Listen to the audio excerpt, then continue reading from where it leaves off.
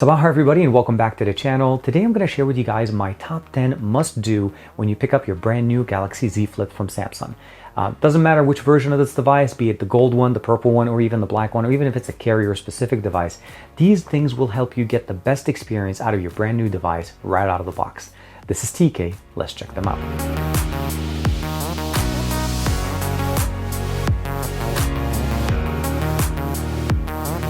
Like and subscribe, and make sure you hit that bell icon so that you're always notified whenever we have new videos on the channel. First and foremost, the new design obviously is very unique. This is a clamshell style design. Open it up, becomes basically a 6.7 inch 1080p panel.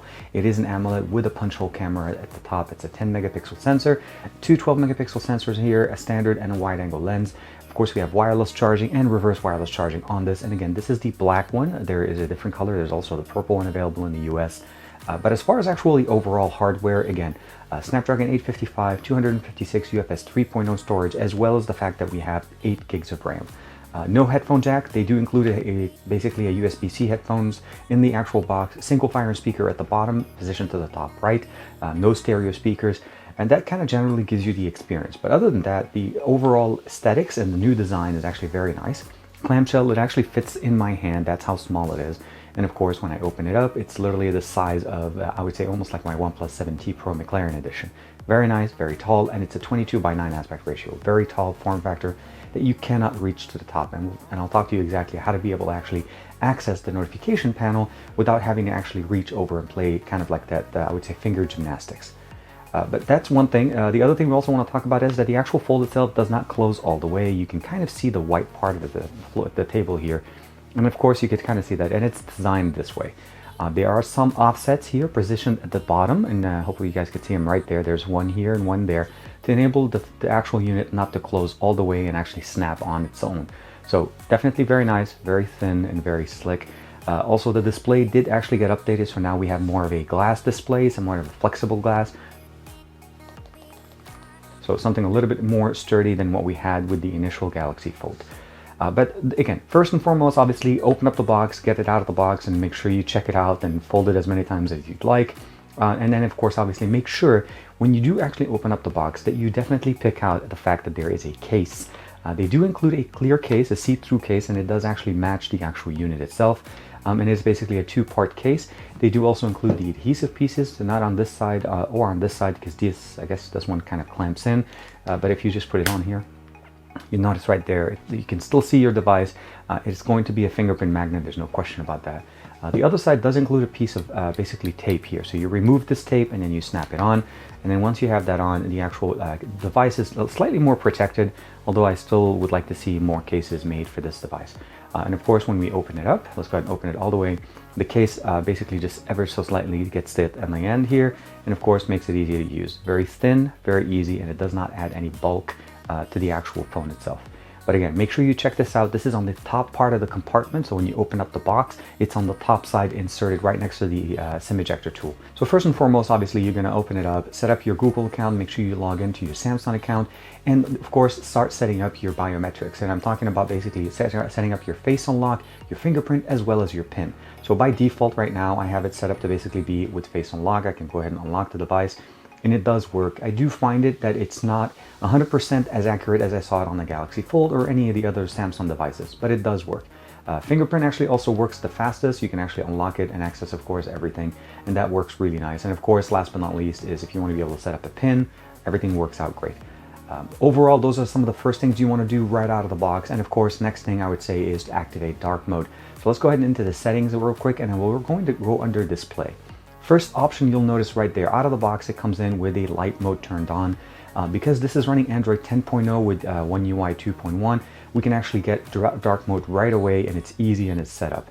You can also configure the brightness of the main display, which is the one you have in here, as well as the cover screen.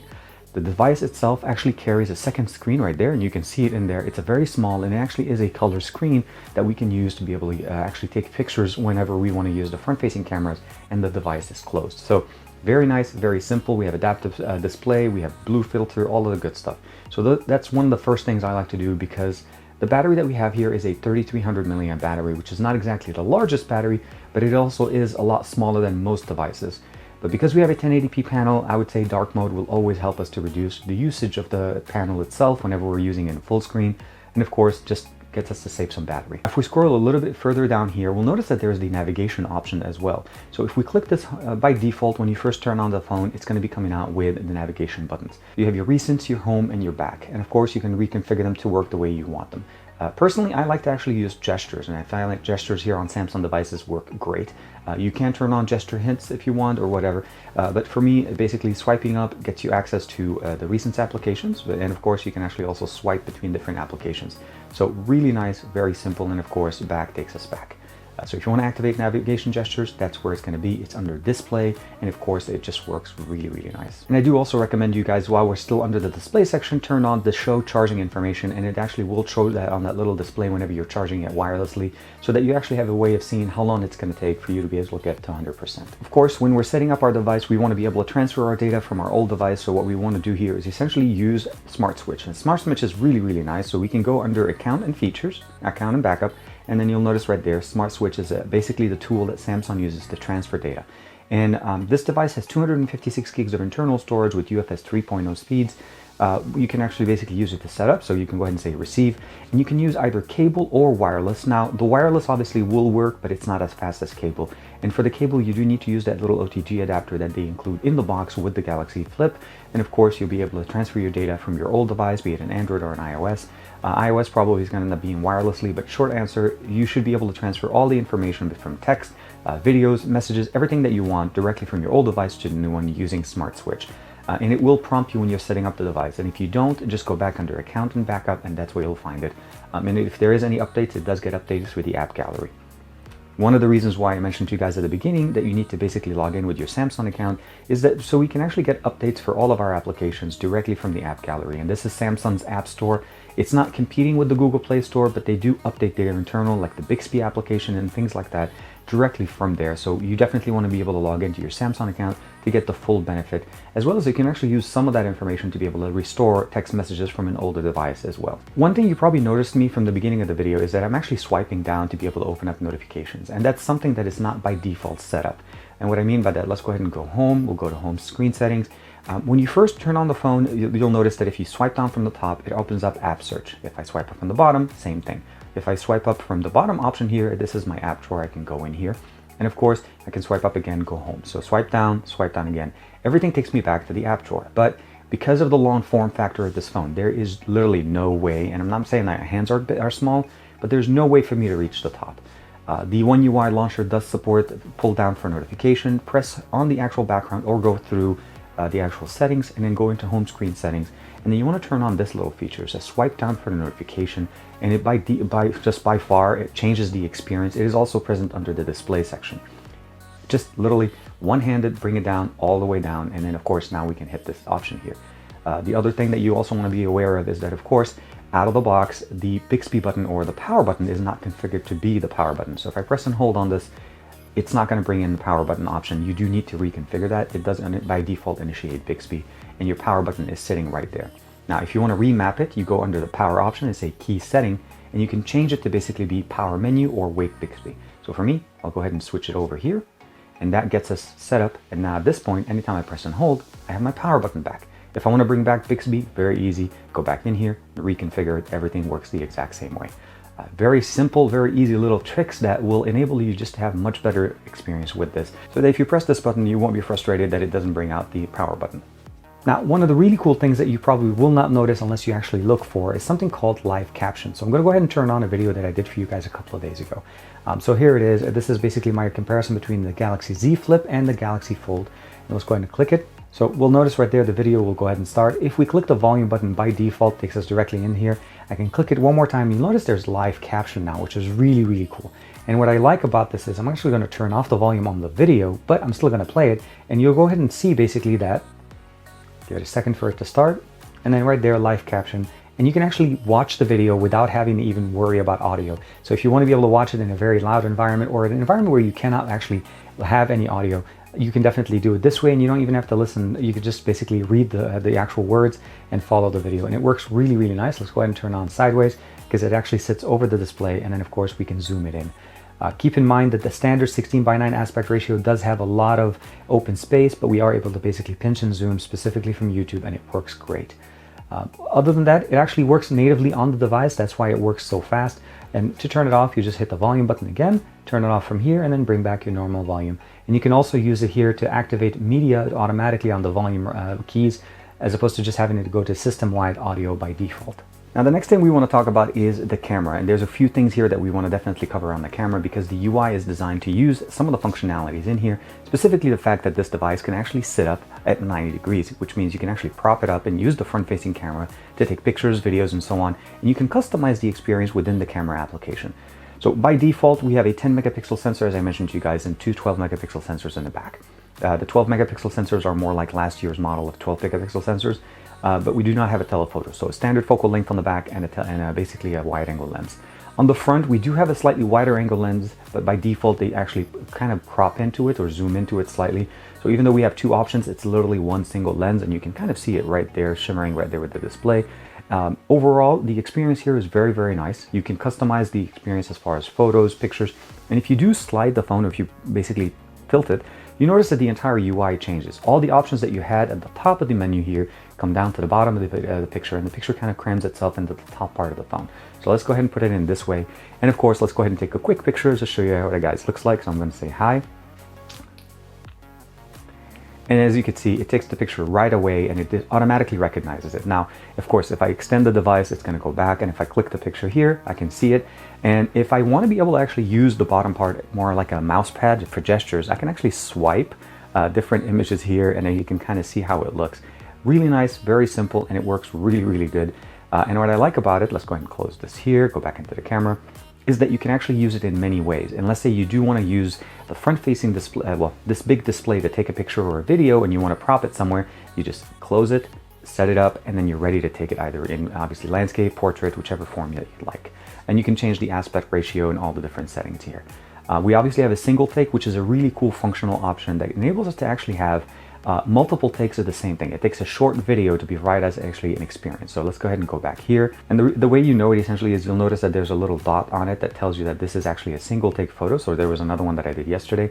I took one picture. That was the one that it decided to take from me. And then it created a short video, some pictures for me, some nice bokeh effect. Another one here that I thought it looked really, really nice. And of course, let's go back one more time. And the last one I like here is essentially they did basically a monochrome and a standard color image. All of the ones actually are good options. I definitely would think that this one is by far the best, as it shows my eyes, I'm smiling, everything is good. So you'll see right there, it even selects it and says that this is the best one. So if you want to be able to use it, I think single take is a really nice function, and you can use it on both the front-facing or the back-facing cameras.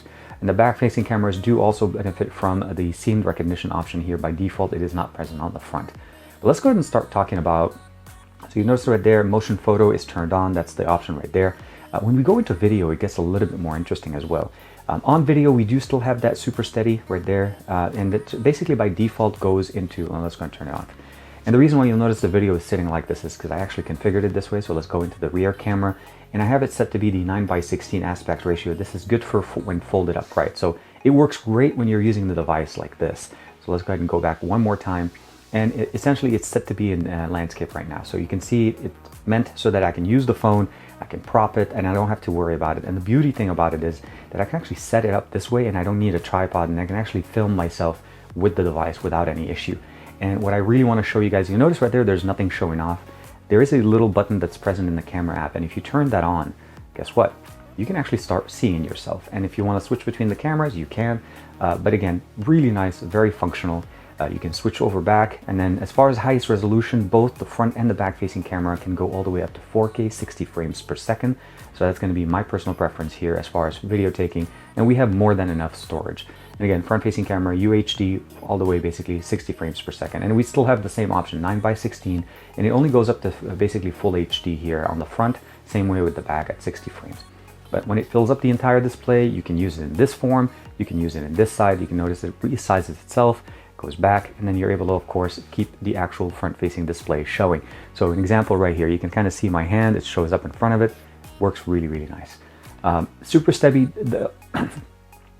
Super Steady does work, but keep in mind that it does downsize the video quality to 1080p. So if you use the Super Steady, you'll definitely get that buttery smooth video. Just keep in mind that it is set to 1080p because it actually crops the image from the video and obviously stabilizes it. So when you stabilize video, you always crop in slightly. So it can't do it at the maximum resolution it can operate on.